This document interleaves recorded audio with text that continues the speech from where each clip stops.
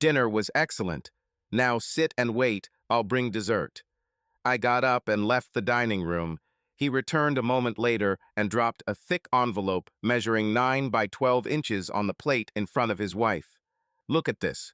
I sat down again and carefully watched my wife's expression as she opened the flap and pulled out a stack of glossy color photographs. As soon as she saw the first one, she turned pale and stopped breathing. Not a word. I repeat, not a word. I growled sharply. I saw tears begin to appear in her eyes. She muttered. I reached across the table and hit her in the face so hard that she almost fell out of her chair. I said, not a word. Just sit there and nod or shake your head. All my questions require yes or no answers. Understood. D. She began, then nodded furiously as my hand swung again. Fine. Now look at each of these photographs, one after another. Look carefully. I made a new statement every time she looked at the next photo. Think about how your mother will see these photographs. Think about how your father will see these photos. Think about how your daughter will see these photos. Think about how your son will see these photos. Think about how our friends will see these photos. Think about how your neighbors will see these photos. Think about what it would be like to get divorced with nothing. She opened her mouth as if about to say something, but then closed it again. Think about how the whole court will see these photographs. Think about how these photos will end up on the internet. Think about what people will think of you. Think about how you will end up without a job. Think about how you won't be able to find a job. Think about it now, because damn it, you definitely haven't thought about it before. She was already crying. I handed her a box of tissues. I sat and looked at my wife across the table. Today was our 20th wedding anniversary, and what an anniversary it was. Ashley was a beautiful woman. She was 38 years old, but she still had delicate features and a toned body. The tears streaming down her cheeks only made me angrier. I've had these photos for 2 weeks now. During this time, I made several decisions. First question, do you want to get a divorce? Before you answer, you need to understand that if you stay, you will have to abide by a few rules. The first of these concerns sex.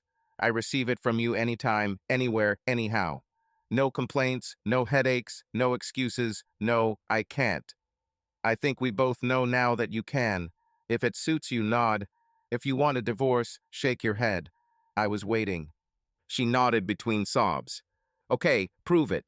Come here and give me pleasure. I turned the chair sideways and moved forward a little. It sounds simple, but she has never done this to me in our entire 20 years of marriage. However, in a couple of the photos she had just seen, she was doing this to 2 different men. She hesitated, still sobbing, looking around. The curtains were closed. Both of our children were in college. She stood up and grabbed some napkins to wipe her face. Her mascara was smeared and her nose was running. Approaching me, she tried to put herself in order as best as possible.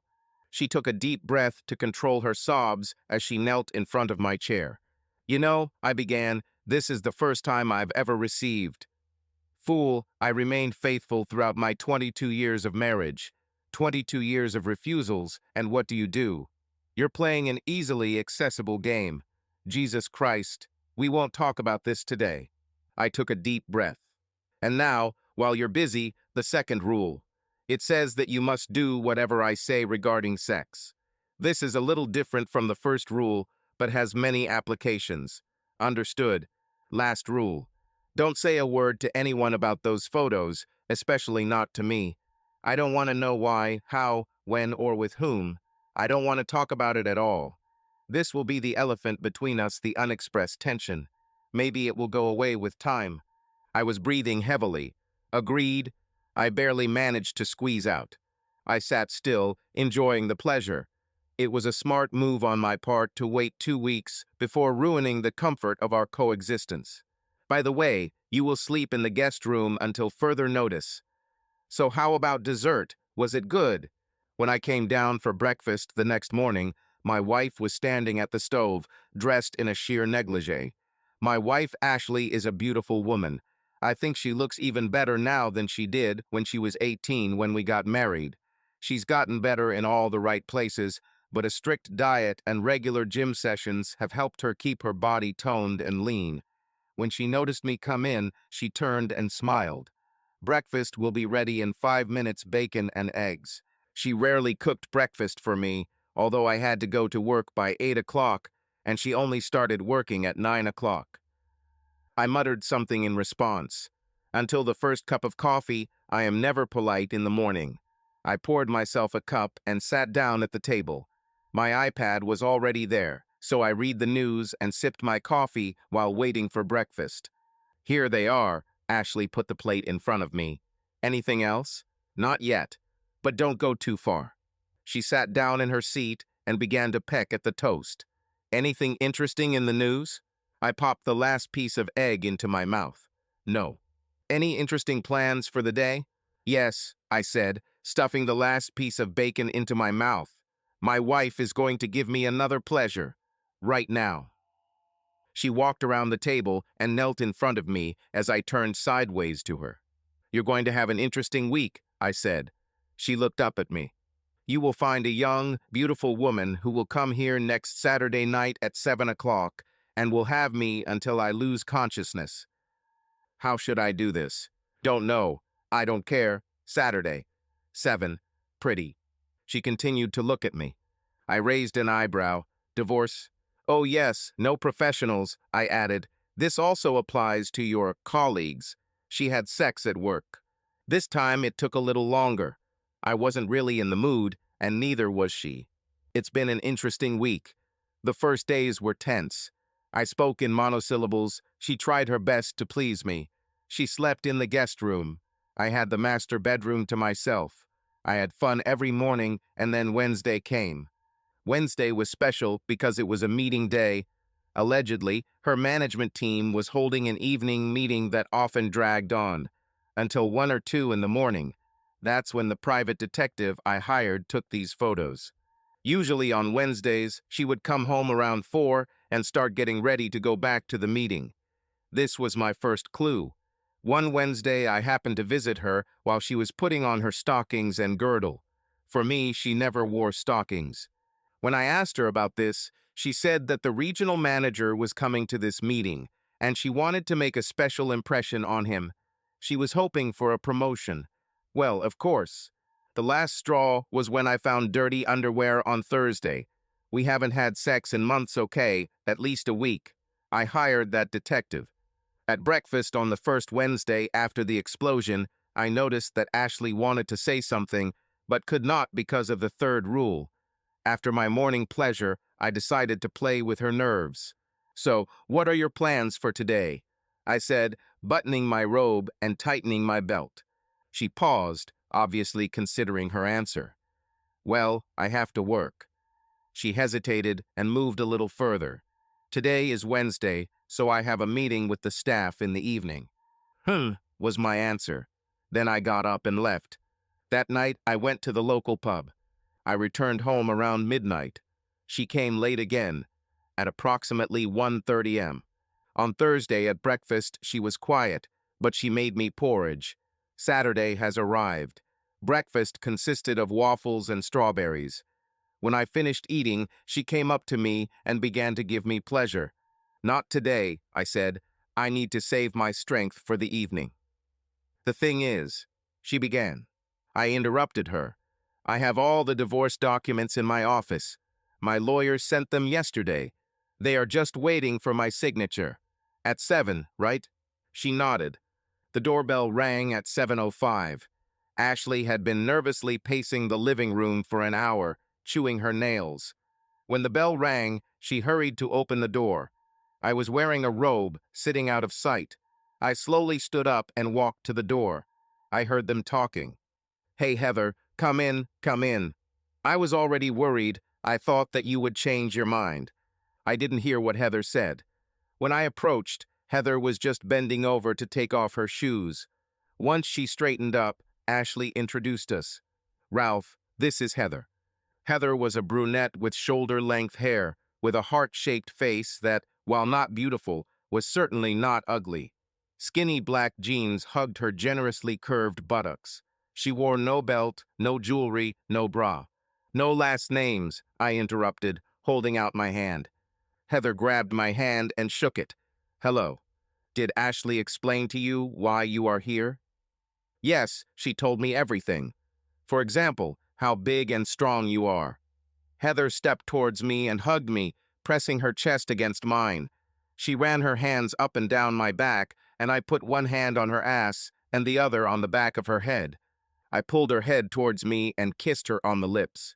She answered, Well, Ashley, will you leave us alone? Is it true? Are you leaving until Heather leaves? Ashley, who was still standing at the door, reached for her jacket and purse and left. I pressed myself against her chest. She threw her t-shirt across the room. I kissed her lips again. Now we were both naked. Take me, she muttered. I started moving towards the nearest sofa. We had all kinds of sex. Well, she announced, it was fun, but I think you're done for today. She jumped up and went to get her jeans. By this time, she had already dressed and headed to the door. Maybe we'll do it again sometime. She took her purse and walked out the door. See you, came her farewell when the door closed behind her. I felt like I had been run over by a truck. The thing is, I said to Ashley the next morning at breakfast, it should have satisfied me. Not hers. Damn, I didn't even get a good look at her body. She was like a fucking whirling dervish. This girl should be much calmer next Saturday. On Tuesday, I received my morning prize. On Wednesday, I gave it up. Ashley left for work and an evening meeting. I went to the pub. She came home at 2:30 am. At breakfast on Thursday, Ashley looked tired. She didn't make me coffee. She was wearing an old, tattered robe with a zipper down the front. Like I said, in the mornings before I drink coffee, I'm not at my best. She placed a plate of greasy fried eggs on the table. As she turned to go back to the stove, I stood behind her and slipped my hands under her arms to grab the lapels of her robe. With one strong tug, I unzipped the robe and pulled the robe off her arms. I turned her to face the table and pushed her forward so she was leaning over it. She was still lying on the table crying when I left. I returned late and went straight to bed. On Friday, I left the house before she even got up. And then Saturday came. We were quite polite. When I came down, she had prepared coffee and pancakes. She was wearing a blue baby doll and matching panties. She was, of course, wonderfully built. Can I get you anything else? She asked. Yes, some orange juice, but no pleasure today, I joked. She smiled slightly and went to get some juice. We went to the garden center to buy plants. Ashley worked in the garden while I mowed the lawn. The day passed very much at home. I grilled some steaks and got a nice bottle of wine for dinner. And then, finally, 7 o'clock arrived. Then 7:15. Then 7:30. Ashley took out her cell phone when suddenly there was a knock on the door. I was sitting around the corner from the front door in my robe. A velvety voice was heard in the corridor. Sorry I'm late. The traffic jams were terrible. And then the blonde came into the room like a vision. She was tall, taller than my 5'9" by a couple of inches. She was wearing a thin white sleeveless blouse that was buttoned in the front. I jumped to my feet with lightning speed. Ashley came up behind us, introducing us. Serena, this is Ralph. Ralph, this is Serena. Goodbye, Ashley, I said, taking Serena's hand and kissing it. It's very nice to meet you. Please have a seat. Would you like something to drink? I'd like to drink it. Out of the corner of my eye, I noticed the door closing. Serena giggled. Yes, she answered, going to the window. What would you like? What? Should I have a drink? I repeated. Oh, anything will do for me. I ran to the kitchen and grabbed one soft drink and one bottle of beer from the refrigerator. I poured them into frozen glasses and took them back to the living room. Serena turned away from the window. Serena turned away from the window and stepped towards me to get her drink. Oh, so cold, she said. Yes, the glass was in the freezer. Please sit down. I sat down on the couch, waiting for her to join me. But she chose the chair opposite, which turned out to be a good thing. When she crossed her long legs, I noticed a flash of black panties. She carefully placed her drink on the table near her elbow. "So," I began, "did Ashley tell you why you're here?" Serena nodded. "Fine. Maybe we can start then." Serena looked at me. Cold. "How about unfastening a couple of buttons?" "Fine." "Which?" "On the blouse, start with the top." Serena undid 2 buttons. "Another one?" Serena unfastened another one. "Another one?" Serena undid another button. I sighed. "Okay, take off your blouse." Serena calmly undid the remaining buttons and slipped out of her blouse. Then she carefully folded it and hung it on the back of the chair, after which she sat down again, folding her hands in her lap. She was wearing a black lace bra that hugged her voluptuous breasts perfectly. And now the bra. Serena looked down and undid the front clasp of her bra. Then she took it off, folded it as best she could, and placed it on top of her blouse. Her hands returned to her lap, and she looked at me calmly. I started to get excited. "Get up and take off your skirt." She stood up, quickly turning her skirt so that the clasp and zipper were at the front. Then she undid the button and zipper. I extended my hand as if offering to take it. She looked at my hand. "Take my hand," I said. "Let's go upstairs." She lightly took my hand. I held her tightly and led her upstairs. Halfway there, I realized that I was missing out on a magnificent sight by walking ahead of her. I stopped. She is too. I turned to her. "Go up the stairs and then down the corridor to the door at the end. I will follow you." She looked at me and then at the stairs. She glanced at me and continued down the hallway to the master bedroom. Once there, she stopped and pointed to the door. "Yes, just come in and make yourself comfortable on the bed." I followed her and threw my robe onto the floor. Then there was sex. That's it. I rolled away and lay on my back. All I wanted now was for her to get dressed and leave the house. "The bathroom is over there." I pointed to the door. She entered and closed the door behind her. I sat down and put on my robe. She came out a few minutes later. "It was nice," she said. She looked perfect. Not a single hair was lost from her hair, not a single mark on this perfect body. I escorted her downstairs, not bothering to look at her swaying plastic hips until we reached her clothes. I watched her get dressed and then walked her to the door and watched her put on her sandals. I opened the door for her. "Well," I said, "thank you and good night." "Good night," she answered cheerfully and left. I went to the bar. It was not yet 8:30. Ashley opened the refrigerator when I came down for breakfast. TSS.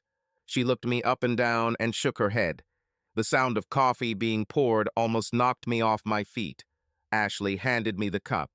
I took it and sank limply into a chair. He carefully took a sip of the hot black drink. "What's happened?" Ashley asked. "I think I drank too much," I muttered and took another sip of coffee. "Yes," she said, "but why?" "This goddess you found for me. This perfect blonde beauty. This built, sexy, explosive sex symbol. This mindless doll. This is a fake, Botoxed, collagenized, silicone, plastic mannequin. The only good thing I can say about her is that her body temperature was normal, although perhaps a little lower. Did she do what you asked?" "Literally." I handed her the empty cup. Ashley filled it again, trying not to smile. It was kind of funny, but it was not my intention to entertain my wife. "This time I will choose several women myself, and you will find one of them and bring it here on Saturday." "What? How are you going to select them?" "How do I?" I interrupted her. "I don't know, and it doesn't matter. Wait. At the mall. We will go there this afternoon." I finished my coffee, muttered something, and went upstairs to shower and get dressed. After lunch, we found ourselves in the largest shopping center in the city. I didn't see what I was looking for in the hallway, so I started going into different boutiques. I decided that the saleswoman might agree to have some fun. I found my first candidate in a women's clothing store. She was putting goods on the shelves. She was wearing a white blouse, which at that moment was pulled over what seemed to me to be appetizing breasts, and dark trousers that fit tightly around her legs. Her long black hair flowed down, revealing a profile that looked seductive. She looked to be about 20. Her, I said, pointing to the saleswoman. Ashley walked up to her, and they talked for a while. Then Ashley handed her a business card. When she returned, I asked what the card was. I explained what I needed. There's my phone number on the card if she's interested. We moved on. Over the next hour, I noticed two more women who might interest me in bed. Ashley began to get involved too. She made several comments about the women I pointed out. One was married, the other was considered sloppy by Ashley because there was a food stain on her blouse. It was almost fun. Monday morning, I didn't want the morning treat. I went to work. That evening, while drinking beer, I turned on an adult movie and told my wife to do a dance and then slowly pleased me. I slept well that night and felt refreshed Tuesday morning. Ashley was wearing a bright red negligee that barely covered her body, but I wasn't interested. Came home late. I immediately went to bed. Wednesday. Ashley left and returned late. I went to the pub. Ashley tried to be in a good mood Thursday morning. She prepared a decent breakfast. I left her alone and went to work. In the evening, we went with a couple of friends to the show. I even held my wife's hand for a while. On the way home, we discussed the show. On Friday morning, I went down to breakfast in my dressing gown, as usual. Ashley was dressed in a French maid outfit. She brought me coffee and toast, leaned over the table, and placed them in front of me. I let her go back to the sink where she was cleaning. I drank my coffee, and when I finished, I asked for another cup. Ashley brought the coffee pot. I moved the cup so that she had to reach over me to take it. I pulled her so that she was between my legs and sat her on my lap. We had quick sex. I took 3 deep breaths. Then I threw it off, got up, got dressed, and went to work. That evening, I was grilling steaks. Ashley made salad and garlic bread. We drank a couple of bottles of red wine with dinner and then settled in for the evening, me reading and her watching TV. I fell asleep. Ashley woke me up at 10 o'clock and told me to go to bed. I went. Saturday was a lazy day. I worked in the garage, cleaning tools and servicing the lawnmower. Ashley was busy in the garden, weeding and tending to the plants. We dined in silence. Then they returned to their business. I went home around 4 o'clock, took a shower, and changed into a robe. I was especially excited, knowing that this evening was of my choice. I sat down to read while waiting for dinner. Ashley also went home, took a shower, and changed clothes. She sat next to me, trying to read too. I noticed that she was not concentrating. She constantly looked at her watch and bit her lip. We ate dinner again in silence. I went back to reading. Ashley began to pace back and forth nervously. The doorbell rang 2 minutes before 7. Ashley looked like she had just been saved from execution. She went to the door. I stood up and walked towards the hallway. "Oh, Ralph, this is Allison. Allison, my husband, Ralph." "Hi, Allison," I said, holding out my hand. Allison was a dark-haired saleswoman from a women's clothing store. Today, she was wearing a tightly buttoned plum coat with a long shoulder strap that held her black leather handbag. "I won't be left alone. You must stay in the house." She said this to Ashley, ignoring my hand. I thought, this might be interesting. I lowered my hand. "No problem," Ashley replied. "Ralph doesn't mind, right?" She said it as a statement, giving me a significant look. "I don't mind at all," I smiled. "Allison, would you like a drink? Can I leave at any time?"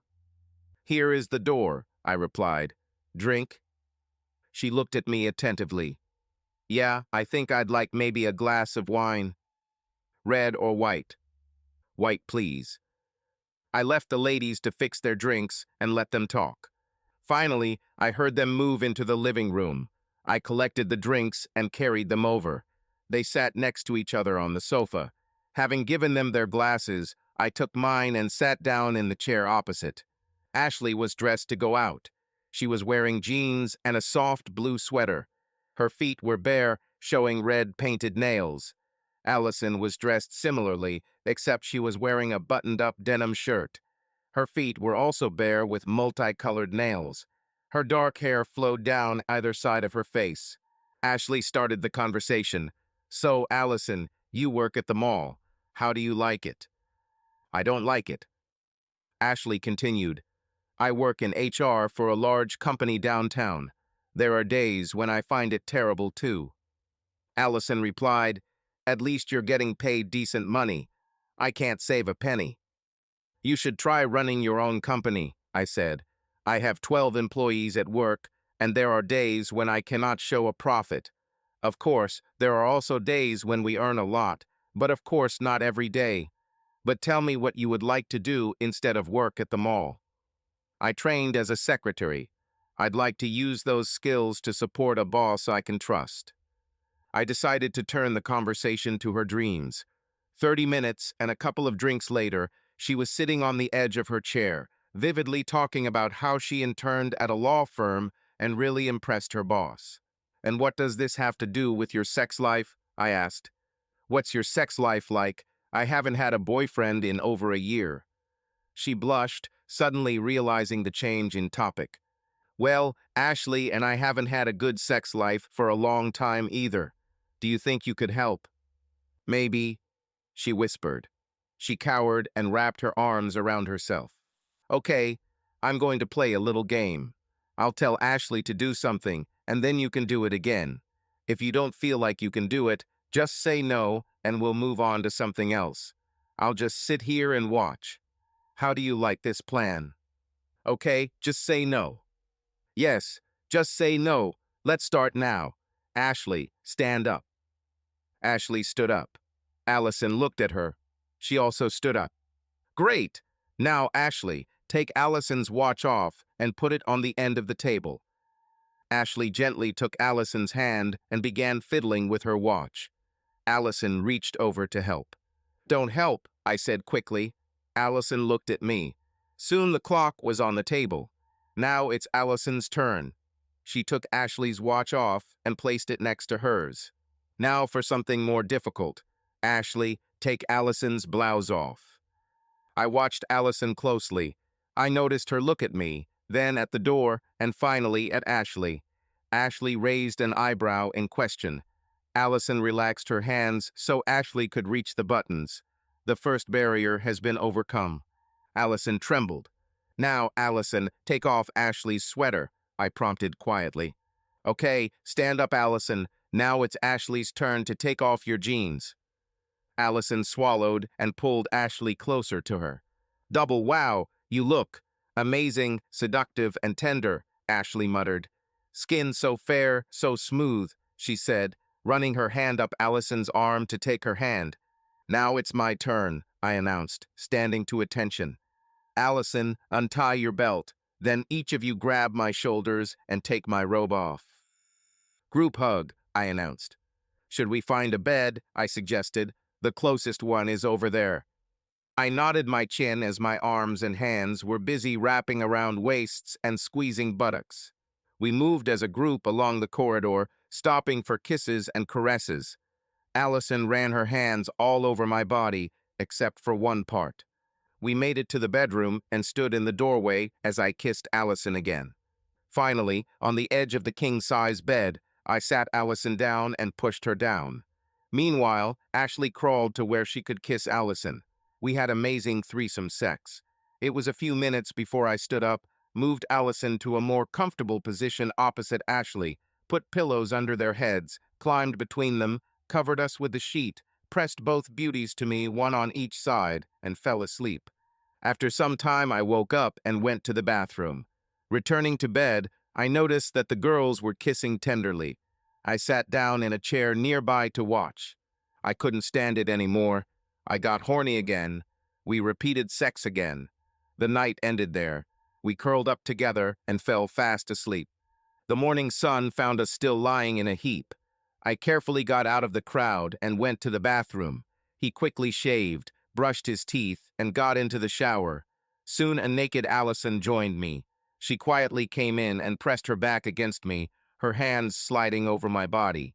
We gradually washed each other clean.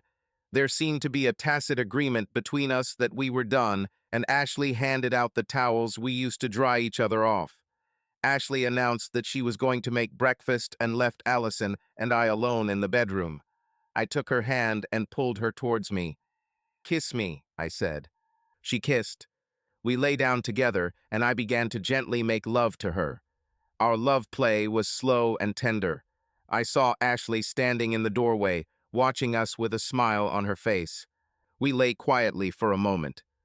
"Bravo," Ashley clapped her hands. "Breakfast is ready."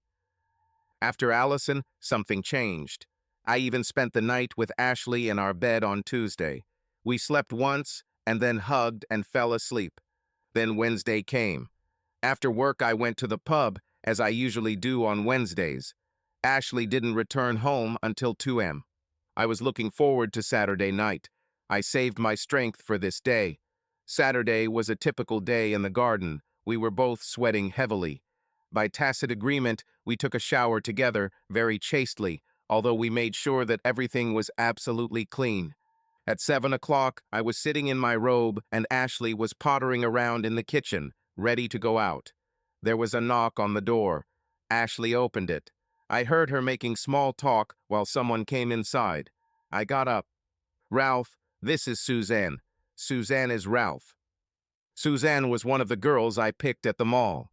Those eyes were wide open either from fear or from anticipation. I couldn't understand. "Hey, glad you came," I said, extending my hand. She took it carefully, and we shook hands. "Would you like a drink?" She shook her head. "Okay, do you mind if I take it?" She shook her head again. I headed to the bar and poured myself some scotch. When I returned, Ashley had sat Suzanne down on the couch. She sat next to her and spoke quietly to her. "So," I began, "do you know why you're here?" Suzanne nodded. "You know you can leave at any time?" Suzanne nodded again. "Great. Do you want Ashley to leave?" She looked at Ashley with her big eyes and shook her head. "Okay, ready to start?" She nodded hesitantly and glanced at Ashley. Her whole body tensed as she took a step towards me. Then one more step. I touched her stomach. She shuddered, and her eyes closed for a moment. I placed both hands on her waist. She sighed slightly and clenched her teeth. On Sunday morning, we woke up together, ate together, and sat together discussing life. My life is too much work, too tiring. Her life is waiting for a promotion that I said would never happen. I wondered wistfully why we were both still working. She muttered that the house was not paid off, nor were the cars. I went outside and mowed the lawn while she cleaned up inside. That evening, we settled down on the couch, found a good movie to watch, and got comfortable. Monday passed just like Tuesday. It was Wednesday evening again. I went to the pub. I usually sit in a booth, but today they were all busy. I sat down at the bar counter. When the bartender came over, I ordered some potato skins with salsa and a plate of dry ribs with my usual dark beer. I was halfway through my second drink, and there was still food on the plates when someone sat down on the stool next to me, and I smelled a strong perfume. I glanced at the bar and saw that it was the last free stool. Finally, the bartender came up. "What are you going to do?" "A glass of water, please," said a voice next to me. "Are you going to order something?" the bartender barked. The woman's voice caught my attention. He was low and hoarse. I looked at her. She looked like an easy girl. She could be beautiful if she took off her makeup. Perhaps she wore a wig. I made a quick decision. "Give her the drink of her choice," I told the bartender. She looked at me and looked appraisingly at what she saw. "White wine, please." I turned to her. "Married?" "Divorced," she answered after a short pause. She turned slightly towards me. Out to have fun." I went out to make money. She took a sip of the wine the bartender placed in front of her. "Are you interested?" I looked at her for a long time and carefully, clearly undressing her with my eyes. "Depends." Her face turned slightly pink. "From what?" I looked into her eyes. "Because of how many owners she had." She blushed. "Only 3. Today?" Her face became even redder. "No, in my entire life." "So what are you doing here, impersonating Julia Roberts and offering your services?" She grabbed her purse, which she had placed on the counter, and turned to get out of her chair. "Wait," I said, gently placing my hand on her arm. "I'm sorry, I didn't mean to offend you.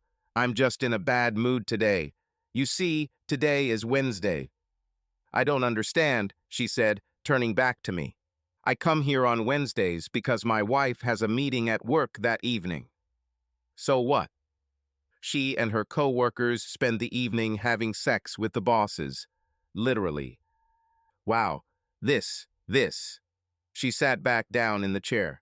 "Yes, this." I paused and then continued in a whisper. "And I think I still love her." We were silent for some time. Wow, that almost makes my story sound like nothing. I looked up from my glass and looked her in the eyes. "What's your story?" "I divorced this bastard 3 months ago. He hired a lawyer and took everything. He left me an apartment with payments, a car with payments, and a promissory note for part of his foreign business, which I don't know what to do with. The apartment goes to the bank at the end of the month. The car is going to the dump after an accident, and the insurance barely covers the loan. I was bankrupt. I thought I could make money by selling myself. Well, I sold myself to him for nothing." "This is mean. Tell me about this accident." "Oh, that. His sweet young assistant drove an old car into my car and crushed it into a concrete ledge in the parking lot. He claimed the car had steering problems. Then he got into his BMW and drove off, laughing. I signaled to the bartender to bring us another drink. The thought occurred to me. What did you do for your husband?" "You mean other than sleeping with him once a year?" "Yes. Did you really work for him, or were you just a housewife?" "Both. I drew up little contracts for him, like so-and-so agrees to sell something for this much and blah blah blah with a place for signature. I did housework because it was boring cleaning, washing, cooking everything as usual." That thought kept spinning around in my head. I continued to sip my beer, trying to formulate it. "So, tell me about your sex life." She snorted. "What's your sex life like? My ex hasn't touched me for the past 2 years. The more I tempted him, the more he distanced himself from me." "Do you like sex?" "I used to like it." "Listen," I said, "I'll walk you to your apartment. You'll promise that you'll come to my house at 7 o'clock sharp on Saturday night. I'll now pay you $100 to come, at least more. 100 if you show up. By then I will have an offer for you or not. In any case, you have nothing to lose. What do you say?" While she was looking into her wine, I took 2 bills out of my wallet. He gave one to the bartender and placed the other in front of her. She looked at the money on the counter. "No sex today?" she asked. "No."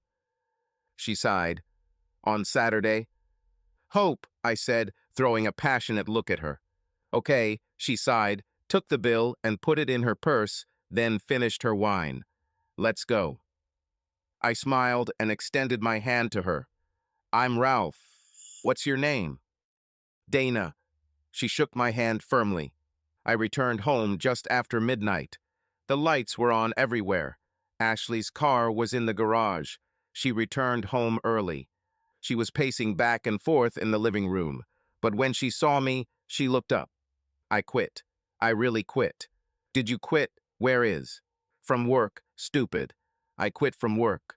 She told her boss to look for his own bitches and left. Straight to my office, took all my personal belongings, and wrote an email notifying me of my resignation. I quit and left. I may have broken some glass along the way, but I left. With my things, I got into the car and screamed at the top of my voice, "I quit." She stopped to catch her breath. "Why?" I asked quietly.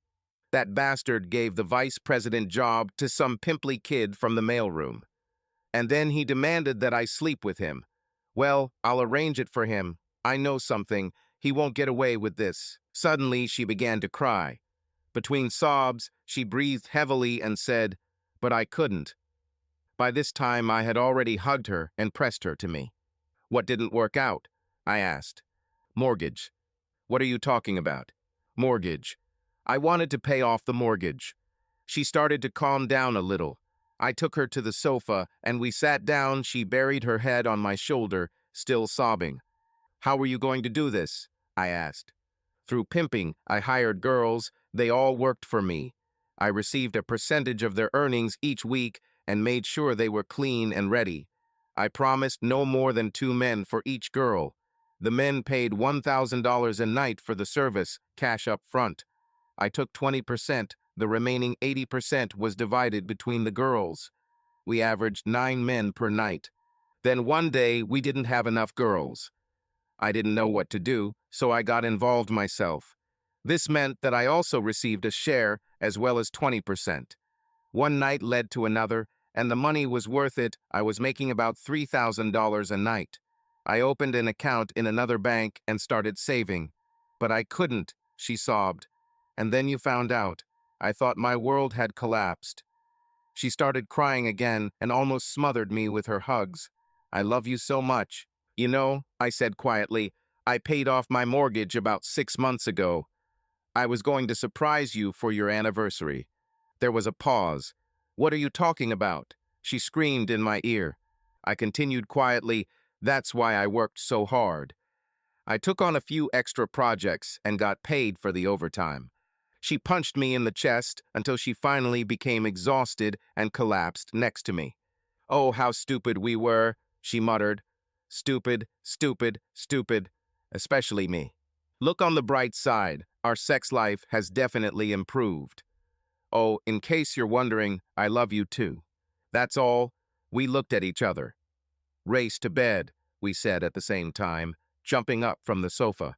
The next morning, we were sitting eating waffles, and I was on my second cup of coffee when Ashley said, I have a little money put aside just in case. What do you think we should do with them? Well, I replied, what about our rules? Oh, I cheated on you, and really, I probably deserve to be punished. But finding a new girl every week doesn't really turn you on, does it? It's my turn to stammer. It depends on the girl. Allison. She was special, Ashley said, smiling dreamily. It's a pity she didn't stay. Well, if the rules still apply. I looked at Ashley for confirmation, and she nodded. Then let's hire a sex slave for permanent residence. Choose me, Ashley stated. I have another idea. Last night, I met a woman at a bar without sex, which is why I came in so late. I gave her a ride home, but promised that we would invite her over on Saturday at 7 o'clock. She is divorced and about to lose her home. I thought we could offer her some positions. If she's a good fit, Ashley pouted. Am I not enough for you? You are magnificent, as you well know, but you have much more recent experience than I do. That way we could both enjoy a little bit of newness. We will both decide together whether she will stay. Of course, and besides, she has experience as a housekeeper. I think I like her already. The revelations continued Friday morning. We were sitting at breakfast. I had just finished my coffee when I asked, So what are you going to do now? Look for a new job? Ashley sighed. Don't know. We could live for a while on what I saved for the mortgage. How much have you saved? I have a little more than $243,000 in my account. What? I exclaimed. That would be more than enough to pay off the mortgage. I had just over $100,000 left to pay. What? She replied. I thought we needed to pay the full amount. What do you think we've been doing paying $1,500 a month for the last few years? But isn't that interesting? Only partially, part of the payment goes to repay the principal debt. Oh, she burst into tears. Are you saying that I could have quit a year ago, and you would never know? No, I probably wouldn't know, but you'd probably have to quit your job to quit pimping, and your guilt would hurt you a lot more than it does now that I know. I was a little late for work that morning, but having sex with my wife on the kitchen table seemed more important to me. Saturday was a day of gardening. I was mowing the lawn, she was weeding in her tight shorts, which were folded in front of me every time I looked. After a delicious dinner of steak, corn, and salad, washed down with a bottle of red wine, we sat in the living room, hoping that Dana would show up. At exactly 7 o'clock, the doorbell rang. I opened the door. Of course, it was Dana. Hey, glad you could come, Dana. Hello, she smiled. I didn't have anything better. I understand. Come in. She entered the hallway and took off her sandals. She put her purse on the shelf of the hanger and hung up her jacket. Dana looked stunning. Her chestnut red hair was loose and fell in soft curls to her shoulders. There was little makeup, her natural brows and lashes were subtly highlighted, complemented by light pink lipstick that matched her warm complexion. There were barely noticeable freckles on her face, which she did not hide. We went into the living room. This is my wife, Ashley. Ashley, meet Dana. I noticed two women studying each other. They were almost the same height. Ashley was maybe an inch taller. Ashley was slimmer and more toned, while Dana was softer, with more defined curves. Anyone want a drink? I asked. I'm going to pour myself some more red wine. More red would be nice, Ashley said. Dana, red will do, unless you have an open white. Thank you. I left them in the living room and went to the kitchen, where I clinked glasses for a while, then poured wine 2 glasses of red, 1 of white. When I returned to the living room, they had already taken seats across from each other. Dana on the couch, Ashley in the chair. I knew there would be some tension between them, especially Ashley, since Dana didn't know what I was going to suggest. At that moment, they were discussing Dana's ex-husband. "Excuse me," I said. "I need to check the jacuzzi." They didn't seem to hear me as I left the drinks on the table and left the room again. I went out to the back deck and checked the water in the hot tub. The temperature was just right, and the injectors worked great. I checked the pH level and then sat down for a few minutes to sip some wine. Finally, plucking up the courage, I returned to the house. When I walked into the living room, both women were sitting next to each other, their heads glued to their phones. They commented on photos of their children, our son, who is 19, and our daughter, 21, son Dana, who is 14 years old. It appears her son was living with her ex-husband, and she had no visitation rights. "The bath is ready," I said, "as soon as you are ready." "Just a minute, dear. I just want to show Dana a couple more photos. Besides, it's not dark yet, and after dark everything is better." Fine. I went to look for swimming trunks and a robe. It felt like I spent an eternity in the jacuzzi before the girls came outside. Both were wearing robes that covered them from head to toe. Our jacuzzi is installed just below the terrace level. When you are in the water, none of your neighbors can see you, but the terrace itself is open to view. Most of the time, Ashley and I would at least put on swimsuits to get in the water. These swimsuits were sometimes removed when it got dark. The jacuzzi has a light that can be turned off from the control panel next to it, so you can return to your home without attracting too much attention.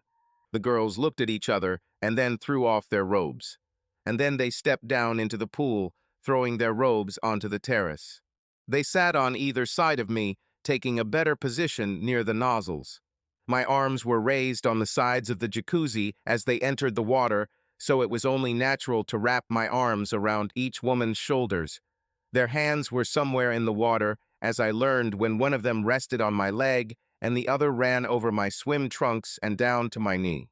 With my hands full of their flesh, I leaned down and kissed Ashley, then turned my head and kissed Dana. "Maybe we should move inside," I suggested.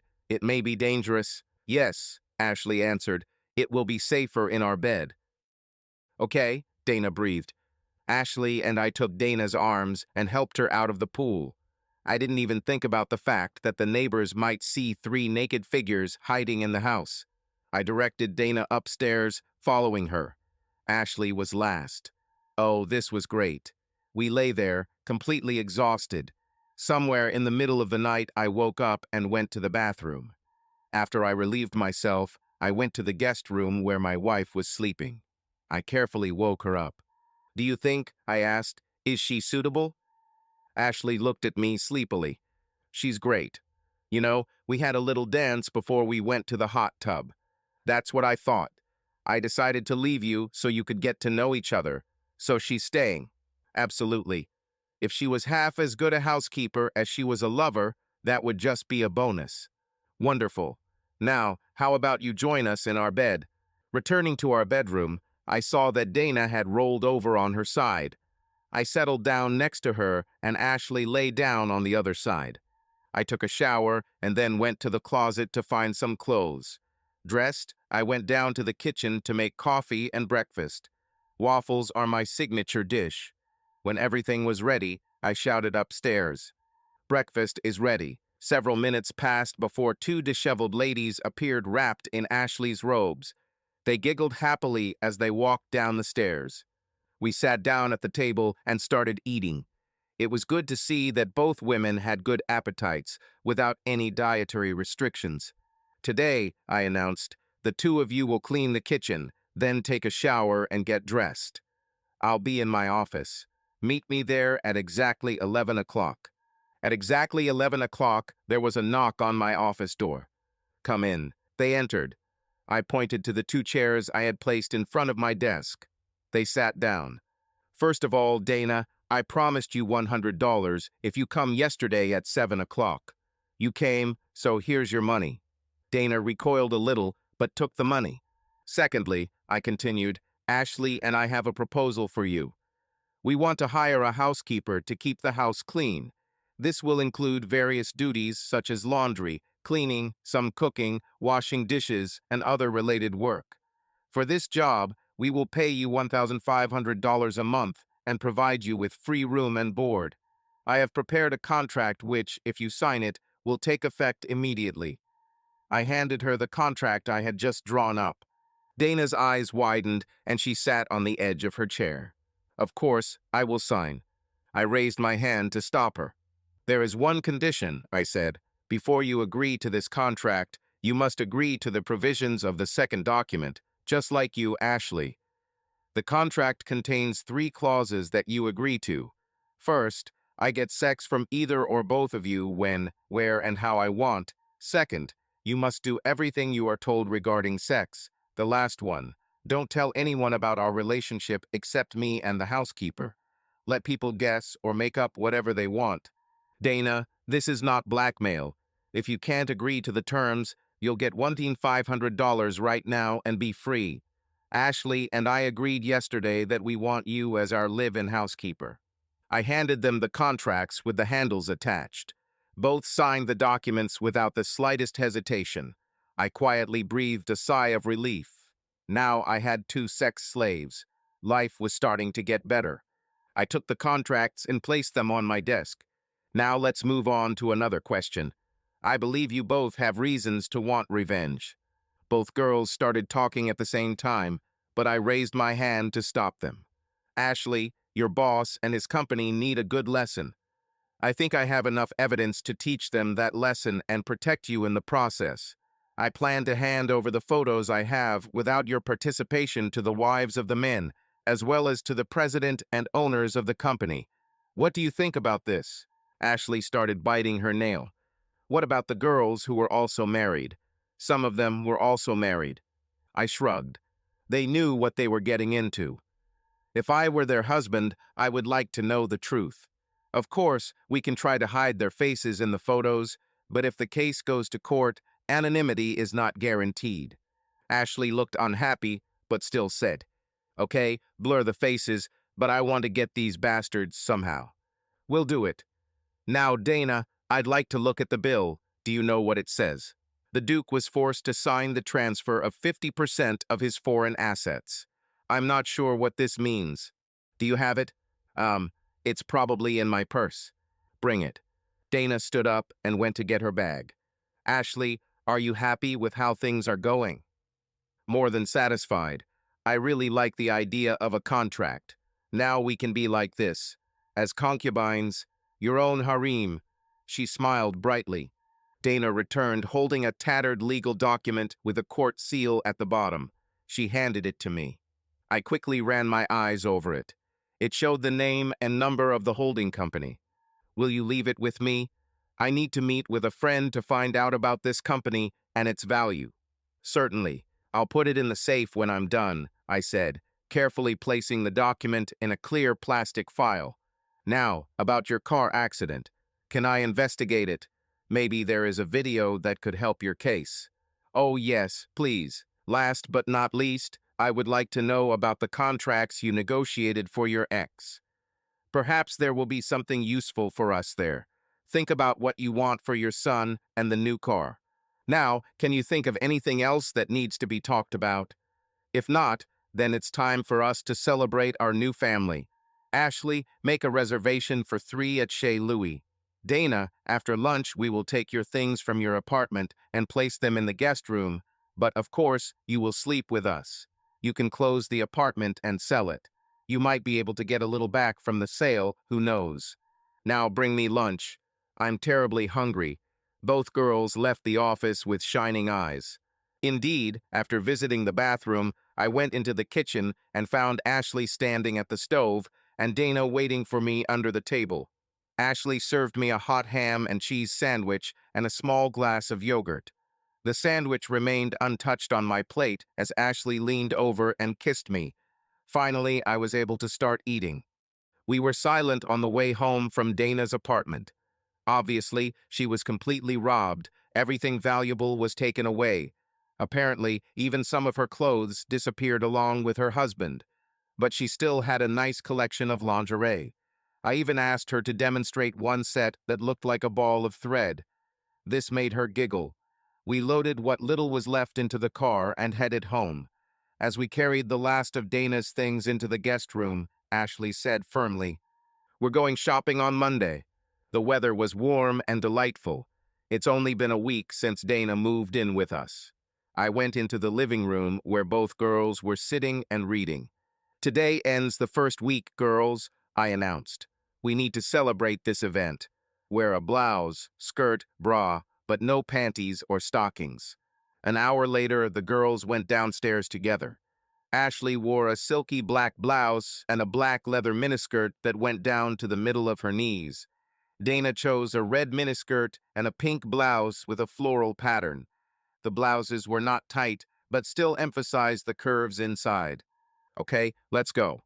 Getting into the car was quite entertaining. The front seats are not designed for 3. I sat Ashley next to me and Dana in the back seat. Walking into a restaurant with 2 gorgeous women, one on each arm, I felt incredibly uplifted. Every head turned to watch as the head waiter led us to our table. We sat down at a round table in the corner. Sitting on a bench. Dana sat to my left and Ashley to my right. The tablecloth was long and hid our lower bodies. The sommelier came over to take the drink order. I suggested red wine, but the girls wanted white. We took a bottle of both. He returned with our bottles and poured the wine into our glasses after we had tasted. Then the waiter came over and recommended the day's dish, Chateaubriand. We ordered, slightly changing the composition of the dishes, and chose asparagus soup for the first course. We moved to a table next to the dance floor. The dance floor wasn't too full.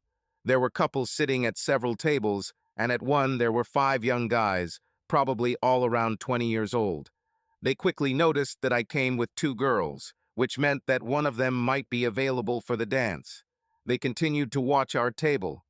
We ordered 1 more drink each. Dana asked me to dance. Ashley waved her hand, dismissing us. Dana and I danced 2 dances, one fast and one slow. We returned to the table and missed 1 dance. Then Ashley asked me to dance. As soon as we headed to the dance floor, one of the young guys approached Dana and offered her a dance. I nodded and she stood up.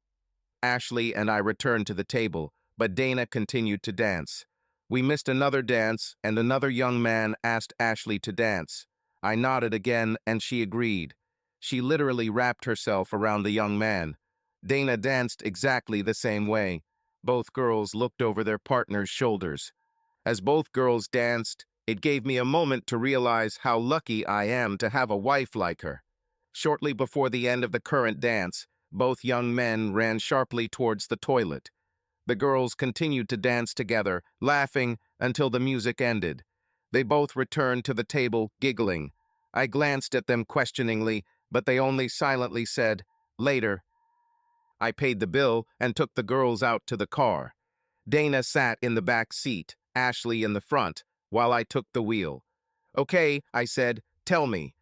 I can imagine that the 2 young guys ran to the toilet to clean themselves up. Am I right? Exactly, Dana laughed. I shook my head. Naughty girls. Now I'm going to take you to a new height to the roof of my office building. The view from there is breathtaking. We quickly made it to the underground parking lot below my office. Once we reached the top floor, we exited the elevator and I led them to the door to the roof. It was locked, but I had the key. There were the usual technical installations on the roof, but the company built a small deck that rose above them and allowed for panoramic views of the city lights below. The site was surrounded by a low parapet and a bench. Both girls gasped at the sight. Yes, the view is breathtaking, but now it will become even better. Please start undressing each other, slowly. Kiss me, I whispered, as if it's for real. Life was good. As much sex as I wanted, whenever I wanted. Anytime, anywhere. After 3 months, work was going well. I was able to slow down a little, as money was no longer so important. Everything was wonderful at home, and Dana's little problems were gradually being solved. I hired a lawyer who looked into her affairs and threatened to expose the holding company's illegal contracts. Dana's ex-husband agreed to a non-conflict settlement, paying her almost $500,000. And then the girls arranged a surprise. One evening, when I returned home from work, I found them sitting next to each other in the living room, holding hands. "Please sit down," Ashley said, pointing to the chair across from them. There was a glass of whiskey on the coffee table next to the chair. "We have an announcement." She looked at Dana, who nodded her head. I sat down without saying anything, took a sip of whiskey, and looked at them questioningly. "We want a baby," they said in unison. They looked tense, and I noticed that their hands were clenched tightly. I took another sip. "Okay, who will start?" "Both of us," Ashley replied, looking a little worried. "Both," in turn, Dana added with slight insistence. I swirled the ice in the glass and took another sip. We may have to add another room to the house. When do we start?" The girls looked at each other a little warily. "We've already started. I stopped taking the pills last month, and so did Dana," Ashley explained. "And is anyone pregnant already?" I took a sip again. "No." I smiled. "So, when do we start?" "Today is Wednesday." The relief on their faces was obvious.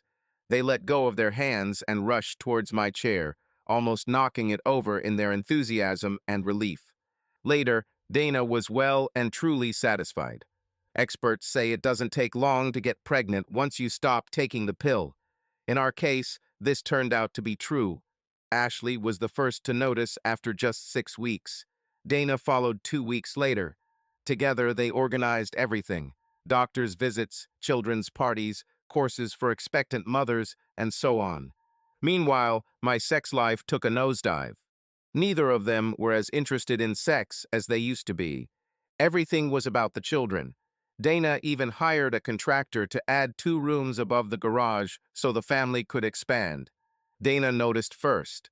Dana and I sat at breakfast while Ashley cooked bacon and eggs. Dana spoke up. "It's been a while since I've pleasured you under the table. Would you like it today?" "Actually, now that I think about it, we haven't done anything since last week. You're probably starting to get irritated." I shrugged. Watching you both go crazy over the kids was enough. Ashley came over with plates for everyone. "I must admit that lovemaking has slowed down a bit lately. It doesn't have the same thrill anymore." She looked thoughtful. "Maybe I should look for more girls for you." I smiled. "Don't worry." Dana disappeared under the table. One day, I came home again to find the girls sitting next to each other on the couch, holding hands and whiskey on the coffee table next to my chair. "Okay, this time," I said, sitting down and taking a sip of my whiskey. "Well," Ashley said, "we have a solution to the problem of low sex drive. Dana has a niece who wants to go to college, but her parents forbade her to leave the family.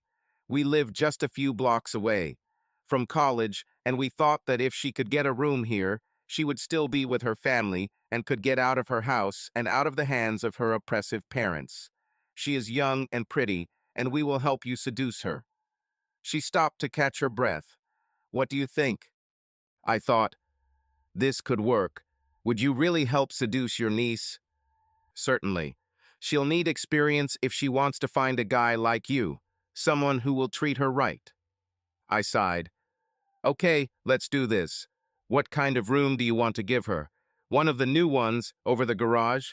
It works. I'll call her today, exclaimed Dana. It took a while. Dana had to spend hours negotiating on the phone. Apparently Amy was interested, but her parents, not so much. Dana didn't give up, but I think in the end it came down to money. The rent Dana was offering was significantly lower than anywhere else, and Amy would be with her family. If only they knew Dana's plans. Finally, Amy had to arrive a week before classes started. It was long overdue. 1 sex a week was enough for me. The girls kept apologizing. Dana and I went after her. Amy lived about 4 hours away on the outskirts of a small farming community. Dana advised me to play the role of the owner of a large plantation and treat the family with disdain, but quotes from the Bible would be useful. I dressed up in a suit and tie and a fedora that Dana had designed somewhere. Dana got dressed. There was no way she wanted them to know she was pregnant, especially without her husband.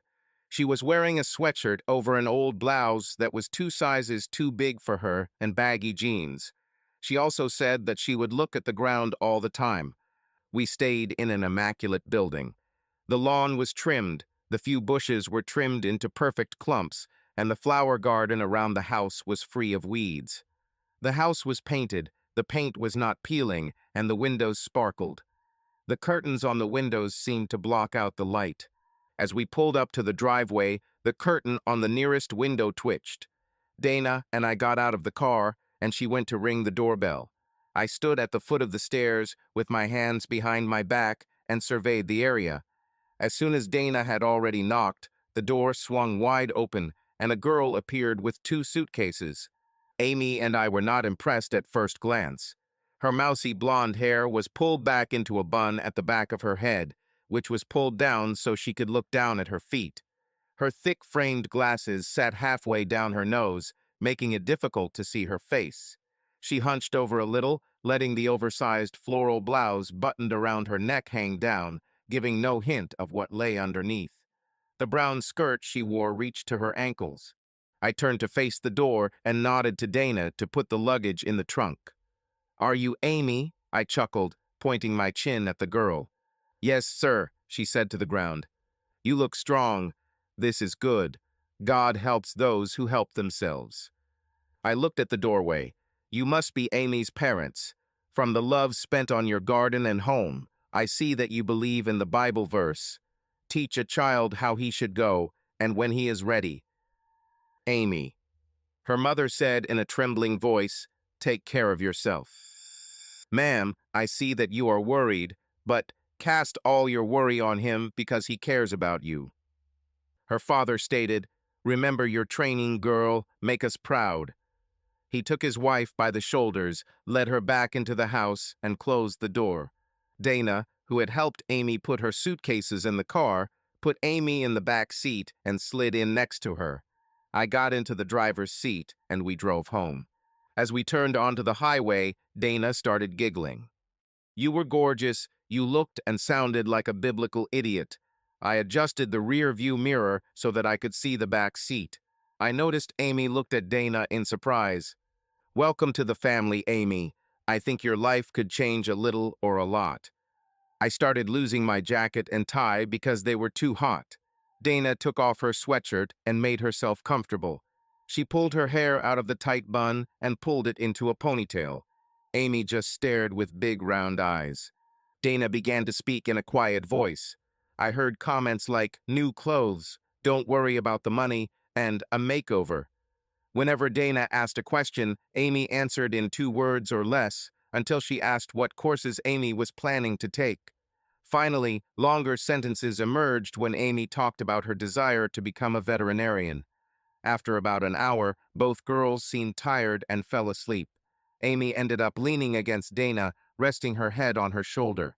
They both woke up as I drove into town and had to stop at first light. From there to the house, Amy's head turned in all directions as Dana pointed out landmarks. Inside the house, Ashley ran out and hugged Amy tightly. Amy seemed surprised by the greeting, but returned the hug a second later. "Welcome, Amy. We're so glad you could come. Is this your first visit to the city? Bring her the bags, you two. I'm going to show her to her room." Ashley ran. She kept up a lively conversation as she led Ashley towards the outside entrance to her room above the garage. "This is your own private entrance. You can also walk down the hallway and enter the house through the top floor." She continued talking as they walked up the stairs. Dana and I dutifully followed with 2 bags that Amy had brought. I thought the bag I was carrying was very light. Later that night, Ashley and I were in bed together. This poor girl. She doesn't have clothes suitable for college. I think she'll do a good job of cleaning herself up. You can't tell at first glance, but she has a nice, toned body with nice curves under her disgusting clothes. Yeah, we'll have to go shopping and get her to be less shy at home. I nuzzled her neck and stroked her hair with my free hand. Then we made love. Thursday was shopping day. I left for work at 8 o'clock. The girls went to the shopping center at 9 o'clock. I got home around 5:30. The girls returned just before 6:30, laughing and having fun. They brought boxes and packages from all over the city. There was even one from Victoria's Secret among them. Dana threw all her shopping on the sofa and hugged me tightly, kissing me on the cheek. Ashley followed her, smiling, also hugging me tightly and kissing me on the lips. Amy stood to the side, eyes downcast, bags in her hands. I walked up to her, took the bags and placed them next to the others. I then hugged Amy and gave her a quick kiss on the cheek. I stepped back, hoping not to seem too intrusive. "I hope you bought everything you wanted," I asked Amy. "Oh yes, sir," she said, looking at me. "Much more than I could have imagined, actually." She smiled uncertainty. "Great," I answered. "I'm looking forward to the fashion show after dinner." "Actually," Dana interrupted, "we talked about it and decided it would be best to do the show next week since Amy is getting her makeup done tomorrow. Is it okay if we wait until then?" "I don't mind at all. Let's have dinner and watch movies, have a pajama night. I ordered Chinese food. It's in the oven to keep warm." Later that evening, I sat in the living room wearing only pajama pants and a robe. I had a hard time finding these pajamas because I haven't worn them in years. Ashley came down next. She was also wearing a silk red robe that covered her from head to toe. Dana and Amy went down together. Dana wore a cream robe with white fur around the neck and hem that reached to her mid-thigh. The legs were bare. Amy was wearing a fluffy robe, obviously new, that reached to her knees. Silk blue trousers were visible right down to the ankles. Her long hair hung down to her waist, looking wild, as if it had never been tamed. Ashley and I sat together on the love seat. Dana and Amy settled down on the other one. The girls chose the movie Pretty Woman as Amy's introduction to the world of cinema. Dana and Ashley often got up to fetch drinks, popcorn, and other snacks. Often they would adjust their robes to show some or all parts of their nightgowns. Amy watched from the corner of her eye. One day I got up to go to the toilet and came back with my robe open, showing my bare, hairy chest. As I sat down, Ashley automatically ran the nails of one hand along my chest, from my chin to my waist. When the movie ended, Dana and Ashley stood up and opened their robes to wrap them around them again, making sure Amy could see their pajamas. Then everyone said goodbye and went to their rooms. Tonight it was Dana's turn to sleep with me, so she and Ashley switched beds. I was already cozy under the blanket when Dana returned. She was talking to Amy about the previous evening. "What is she thinking?" I asked. She asked if it was normal for a night out in pajamas. I told her the truth. We usually sit without dressing gowns, and there is usually more alcohol. And what did she say? She said it might be cute because she was feeling pretty hot. Her face turned red when she said it, but I think she meant it. Well, that's just amazing. We quickly fell asleep. Friday was a day of transformation for Amy. Again, the ladies left early and returned late. I lit the barbecue as soon as I heard them coming. I was on the terrace when they entered. Amy went straight to her room and Ashley came up to me. She had a huge smile on her face. You won't believe it. The changes are amazing. We explained to her our relationship with you, that we are both your wives and we alternate. She was surprised. She thought Dana was hired. We also told her how you played a role for her parents. I think she's ready to open up a little more to you. Don't forget to compliment her on her clothes and new look. Of course, she needs more reassurance. Go and get a couple bottles of red wine for dinner. I'll put the steaks on now. There's a salad in the refrigerator. 20 minutes later, we sat down to dinner. Amy was the last one to come down. I happened to be in the hallway when she came down the stairs. Wow, her hair, which was once long and wild, was now trimmed just below her ears into a stylish pixie-like cut. The color became richer, more brown than light, but with lighter highlights. She looked at me and her shy smile turned into a full, confident smile. She was wearing a light, tight blouse with a tank top underneath, with no visible bra straps. The jeans hugged her legs and buttocks tightly. She really had a figure. Excuse me, I said. Can you call Amy for dinner? Oh, it's you, Amy. Wow, you look. I spread my arms, trying to find the words. Charming, come give me a hug. Me, I held out my hands. She readily came and hugged me, pressing herself against me from neck to knees. I picked her up and spun her around until she screamed in surprise. Setting her down, I kissed her on the cheek. I hope this bodes well, I whispered. We sat down to dinner. I poured Amy some wine. She looked at the glass and at us. I'm not allowed to drink yet, she said. We all smiled. It's just a little to celebrate your arrival, Dana said, patting her hand. Try it during dinner and see if you like it. The conversation continued with the topic of girls shopping. Amy blushed constantly as Ashley and Dana described how they checked that their bras fit correctly and how they asked the saleswoman for help. By the time dinner was almost over, Amy was so red she looked like she might burst into flames. But then she surprised us. Can we have a movie tonight? She asked timidly. Dana said you don't usually wear robes. I said. That would be great. Any suggestions for a film? What about Gloria Bell? Is it the story of a woman who finds herself later in life? Dana suggested. I looked around. Nobody objected, so I said, Great. Should we clean up after dinner and meet in front of the TV at 9? Just before 9, I came downstairs wearing only pajama pants, loose and silky, with an elastic waistband. I started making drinks for the girls. They preferred white wine. I poured a small glass of Bailey's for Amy and a whiskey on the rocks for myself. Then I prepared the film for viewing. Dana came down first. She was wearing a lace blue peignoir. Following her was Ashley, practically naked in one piece of black lingerie. She was carrying a large bowl of popcorn, which she placed on the table between the sofas. The room was set up so that two sofas faced the screen, but at a slight angle to each other. There was a coffee table between them, accessible from both sofas. I sat Dana and Ashley on the same couch with their drinks. This left a seat next to me for Amy. I would have to reach for the popcorn while walking through it. Amy appeared. Her shiny navy blue silk tank top and shorts glowed in the soft light.